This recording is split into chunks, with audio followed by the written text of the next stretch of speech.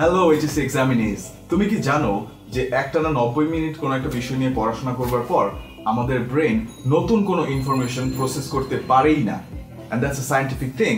So in order to maximize your studying performance, তখন তোমার একটা ব্রেক নেওয়া অবশ্যই দরকার। তুমি কি জানো যে প্রতিদিন 7 থেকে 9 ঘন্টা ঘুমানো তোমার শারীরিক এবং মানসিক শক্তি এবং স্বাস্থ্যের জন্য খুবই প্রয়োজন। সো তোমার এই পরীক্ষার যে 2 মাস বাকি আছে সেই সময় তোমার ঘুমটাও অনেকটাই দরকার যতটা তোমার পড়ার টেবিলে বসা দরকার। তুমি কি জানো যে ফ্লো নামে একটা স্টেট আছে যেখানে যেতে আমাদেরকে প্রথমে কিছুক্ষণ পড়ার টেবিলে বসে পড়তে হয় বা যে কোনো কাজ করার কিছুক্ষণ পরে আমরা সেই ফ্লো স্টেটটাতে চলে যাই এবং একবার যখন ফ্লো স্টেটে যাই তখন নর্মাল সময়ের চাইতে আমরা কম সময়ে আরো তাড়াতাড়ি আরো ভালো পারফর্ম করতে পারি।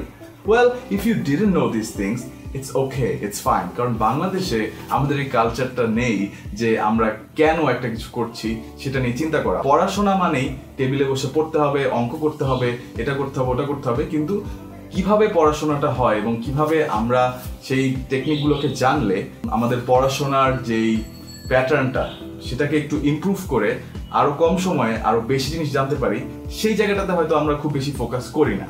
তো কিছুদিন আগে আমি একটা কোর্স করলাম, learning how to learn. After that course my study habits has improved so much. So I wanted to make this video যেখানে আমি কথা বলবো যে এইচএসসি পরীক্ষার্থী যারা আছো তারা কিভাবে নিজেদের হ্যাবিটটাকে একটু ডেভেলপ করতে পারো যাতে করে তুমি কম সময়ে আরো ভালো এবং আরো তাড়াতাড়ি প্রিপারেশন নিতে পারবা। আর একটু কথা বলে রাখি, এইচএসসিতে আমিও গোল্ডেন জিপিএ 5 পেয়েছি। So, you don't need to worry যে কে বলতেছে বা কি বলতেছে. Don't think about that. All of the things that I'm going to say are scientific and they all have their references. আমি এগুলি মেনশন করে দেব. Now let's get into the topics. আমাদের মনে রাখার সুবিধার জন্য আমি যে 7টা বিষয় নিয়ে কথা বলবো সেটার একটা লিস্ট বানিয়ে ফেলেছি এবং সেটার নিমোনিকও তৈরি করে ফেললাম এবং নিমোনিকটা হচ্ছে বে নি আ সোহ কলা। নিশ্চয়ই এটা মনে রাখতে আরো খুব একটা সমস্যা হওয়ার কথা না। তো এখন চলে আসি প্রথমটাতে, বে।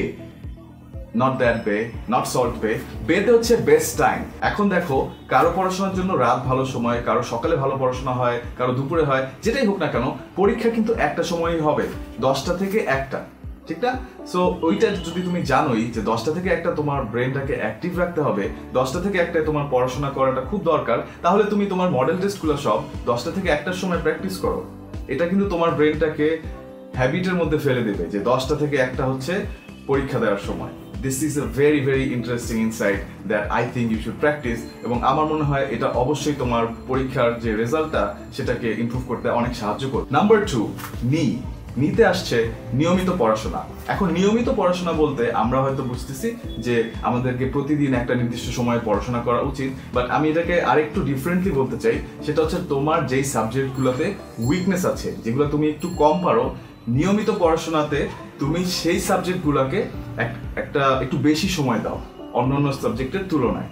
আমার কেমিস্ট্রি নিয়ে যেমন সমস্যা ছিল, সো আমি প্রতিদিন যদি ধরলাম 12 ঘন্টা পড়ছি, তার মধ্যে কেমিস্ট্রিকে আমি তখন অন্যান্য সাবজেক্টে 1 বা 2 ঘন্টা বেশি দিতাম। এবং নিয়মিত কিভাবে করতাম যে সকালে হয়তো 9টা থেকে 10টা কেমিস্ট্রি পড়বো, আবার সন্ধ্যাবেলা 7টা থেকে 8টা কেমিস্ট্রি পড়বো। সো 2টা ভাগে ভাগ করে তারপরে আমি যে সাবজেক্টটাতে উইক ছিলাম সেটাকে আমি পড়তাম।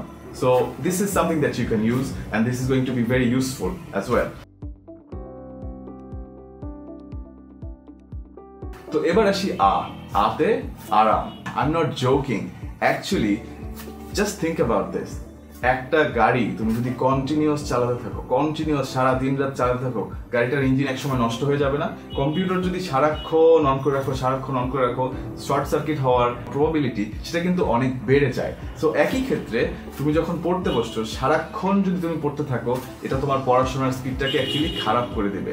প্রত্যেক 45 মিনিট পরে আমি বলবো যে 5 মিনিটের একটা ছোট্ট ব্রেক নাও, এবং এর মধ্যে কিন্তু কোনো টিভি সিরিজ, মুভি এগুলো দেখা যাবে না। ছোটখাটো একটু হেঁটে আসলা, কারোর সাথে ফোনে একটু কথা বললা, বাট 5 মিনিট, এর বেশি না। আর 90 মিনিট পড়াশোনা করার পর অবশ্যই উঠে 10-15 মিনিটের একটা ব্রেক নিয়ে এসে তারপরে আবার বসলে এটা তোমার জন্য অনেক ভালো হবে। কিন্তু তুমি যদি এই ব্রেক টাইমটাকে অনেক বাড়ায় ফেলো, তাহলে কিন্তু আরামটাই তোমার জন্য ব্যারাম হয়ে যাবে। So please take care on that note. আরেকটা জিনিস হচ্ছে ঘুম, আরামের মধ্যেই আসতেছে। সেটা হচ্ছে 7 থেকে 9 ঘন্টা ঘুমানো আসলে খুবই দরকার। এই বিশ্রামের কথা যেহেতু বলছি, আর একটু অ্যাড করে নিই যে আমরা যখন ঘুমাই বা আমরা যখন একটা ব্রেক নেই, তখন ঠিক তার আগে যে কাজগুলো আমরা করেছি বা সারাদিনে যা যা করেছি ওটাকে কিন্তু আমাদের ব্রেন সাবকনশিয়াসলি অর্গানাইজ করতে থাকে, থটগুলোকে সুন্দর করে সাজাতে থাকে। এই প্রসেসটাকে বলা হয় অ্যাবস্ট্রাকশন। সো এই প্রসেসটাকে তুমি যদি নষ্ট করো, দিনে 2 ঘন্টা 3 ঘন্টা এরকম করে ঘুমায় খুব জারি একটা অবস্থা, পরীক্ষা পরীক্ষা পরীক্ষা টেনশন এই করতে থাকো, তাহলে তোমার জন্য সমস্যা হবে এবং আসলে তোমার পরীক্ষার নর্মালি তুমি যে রেজাল্টটা করতে তার চেয়ে হয়তো আর একটু কম পাবা। হয়তো জিপিএ 5 পাচ্ছ সবগুলোতে, বাট যেখানে 90 পাওয়ার কথা সেখানে হয়তো 87 86 পেয়ে বসে আছো।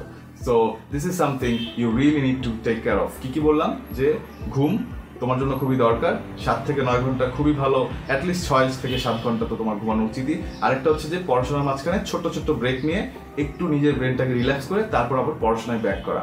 This is definitely a lot more efficient than continuously thinking and studying about the same thing.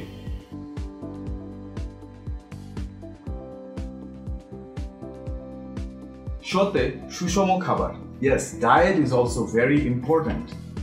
মাছ, বিভিন্ন ধরনের বীজ, বাদাম, এ ধরনের বেশ কিছু খাবার আছে যেগুলি যদি আমরা খাই তাহলে আমাদের মনে রাখার ক্ষমতা বেড়ে যায়, এটা আমাদের ব্রেনের জন্য ভালো। এছাড়াও ডিম, দুধ, কলা এগুলি হচ্ছে স্বাস্থ্য ঠিক রাখার জন্য খুবই দরকার। পরীক্ষার আগের দিন সকালে অনেকে বলে ডিম খেলে নাকি শূন্য পায়। এ ধরনের কুসংস্কারকে যদি কেউ পাত্তা দেয় তার উচিত তার স্মার্টফোনটাকে কমোডের মধ্যে ঢুকায় ফ্ল্যাশ করে ফেলানো, ঠিক আছে?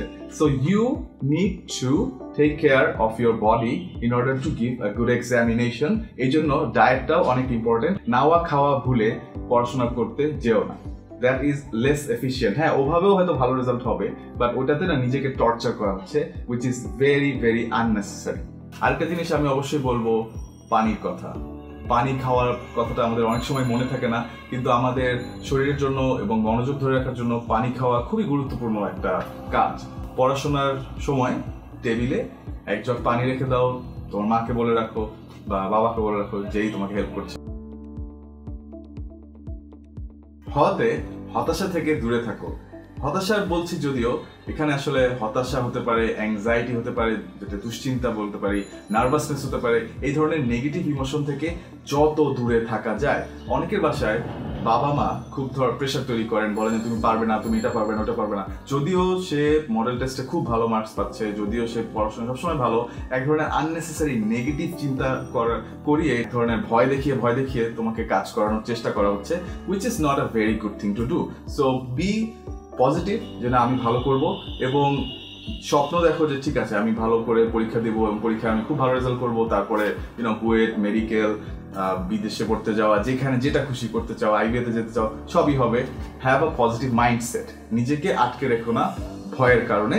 এবং আরেকটা কাজ হচ্ছে যে অনেকের হয়তো রেজাল্ট আগেরবার খারাপ হয়েছে বা প্রি টেস্টে খারাপ হয়েছে, কেউ হয়তো একবার এইচএসসি ফেল করে সেকেন্ড টাইম দিচ্ছে। তোমাদের সবাইকেই বলতেছি যে আগের যাই করে আসছো সেটার এই মুহূর্তে কোনো ইম্প্যাক্ট নেই যদি তুমি সেটাকে জায়গা না দাও। তুমি যদি বারবার মনে করো যে আমি তো আগে ফেল করছি, তাহলেই তোমার সমস্যা হবে। তুমি যদি এটা ভুলেই যাও, না ওটা তো গেছে, সামনে আমার কি আছে, পরীক্ষা আছে 2 মাস পর, এপ্রিল মাসে, তাহলে আমি এখন থেকে ভালো করে মনোযোগ দিয়ে পড়বো। That's it, keep it that simple. আগের চিন্তা করার কোনোই দরকার নাই।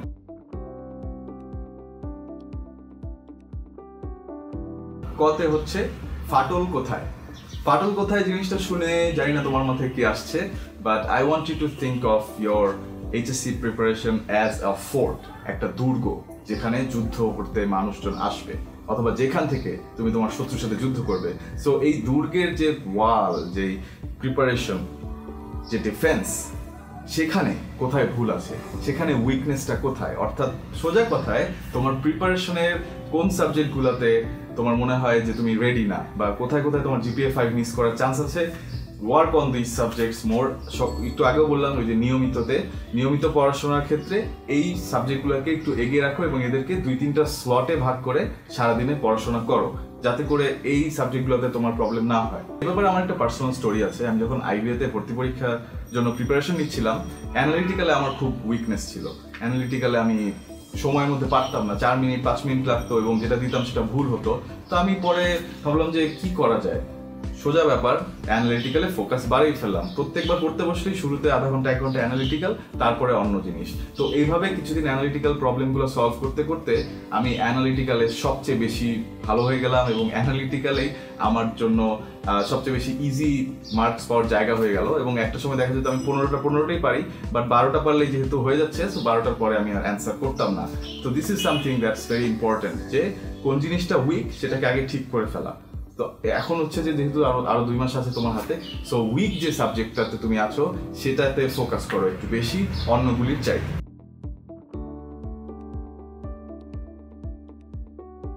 লাতে লাগাতার পড়াশোনা শুনলেও আবারও একটু কাউন্টার ইনটুইটিভ মনে হতে পারে এতক্ষণ আমি যা বলছি তার বেসিসে, কারণ আমি বলছি যে ব্রেক নিয়ে পড়াশোনা করো, স্পেসড রিপিটেশন রাখো, ঘুমাও ঠিকঠাক মতো, ডায়েট ঠিকঠাক মতো রাখো, তারপরে হচ্ছে যে তোমার উইকনেসের সাবজেক্টগুলোতে পড়াশোনা করো।